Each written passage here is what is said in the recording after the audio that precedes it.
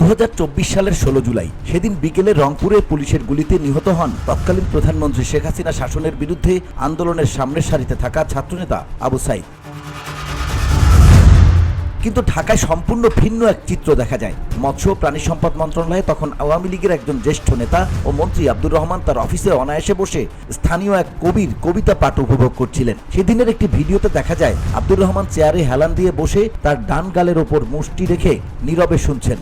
পাঠ শেষে তিনি হালকা হাসি দিয়ে মন্তব্য করেন, দারুণ। কিছুক্ষণ পর একজন সহকারী যখন তাকে সাইদের হত্যার পর পরিস্থিতি উত্তপ্ত হওয়ার খবর জানায়, তিনি বিষয়টি উড়িয়ে দিয়ে বলেন, ও কিছু হবে না, নেত্রী সামলে নেবেন।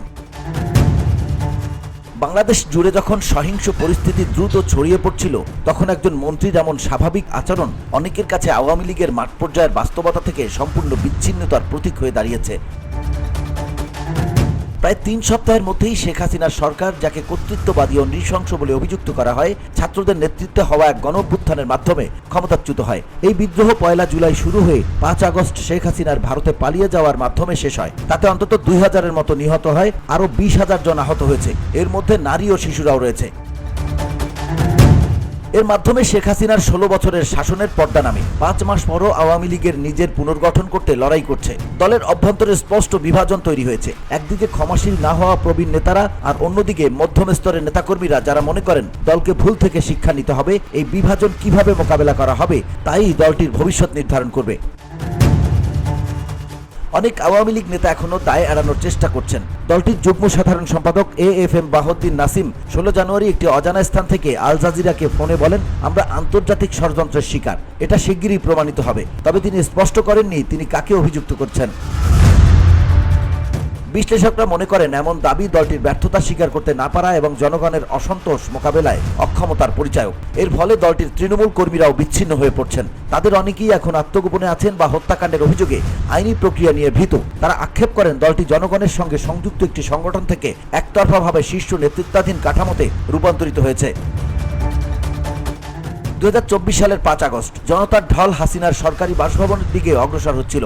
তখন প্রধানমন্ত্রী তার বোন শেখ রেহানাকে নিয়ে গণভবন থেকে সেনাবাহিনীর হেলিকপ্টারে পালিয়ে যান। আওয়ামী লীগের ছাত্র সংগঠন বাংলাদেশ ছাত্রলীগের একজন সিনিয়র স্থানীয় নেতা নাম প্রকাশ না করার শর্তে আল জাজিরাকে বলেন, যখন এই নাটকীয় পালানোর দৃশ্য টিভিতে সম্প্রচারিত হচ্ছিল, তখন আমি এখনো খুলনার রাস্তায় কিছু কর্মীর সঙ্গে ছিলাম। আমি স্থানীয় সাংসদের কাছে ফোন করার চেষ্টা করেছিলাম, কিন্তু তার ফোন বন্ধ ছিল। তখনই আমি নিজেকে প্রতারিত মনে করেছি।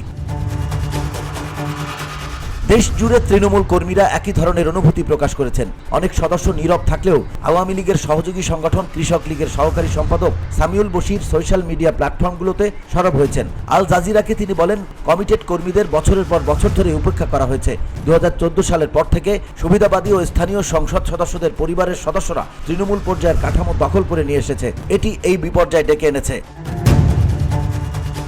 আওয়ামী লীগের ঘনিষ্ঠ সহযোগী ও সাবেক স্বরাষ্ট্রমন্ত্রী আসাদুজ্জামান খান কামাল সরকারের ক্ষমতাচ্যুত হওয়ার আগে 11 বছর দায়িত্বে ছিলেন। সম্প্রতি ভারতের শীর্ষ দৈনিক ইন্ডিয়ান এক্সপ্রেসকে দেয়া এক সাক্ষাৎকারে দাবি করেছেন, আওয়ামী লীগ ইসলামী সন্ত্রাসী ও সেনাবাহিনীর যৌথ অভ্যুত্থানের শিকার হয়েছে।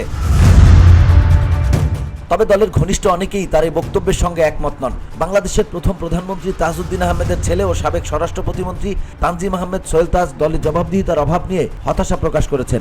এক টেলিভিশন সাক্ষাৎকারে তিনি বলেন, বাংলাদেশের জনগণের প্রতি অন্যায়, নিপীড়ন, দুর্নীতি, লুটপাট ও কোটি কোটি টাকা পাচারের জন্য আওয়ামী লীগকে ক্ষমা চাইতে হবে। আমি এখনো আত্ম উপলব্ধি, আত্মসমালোচনা বা অপরাধ স্বীকারের কোনো প্রমাণ দেখিনি।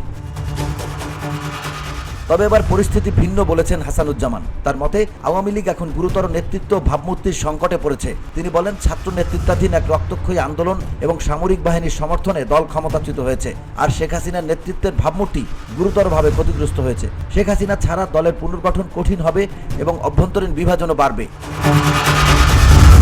VOD Bangla news desk.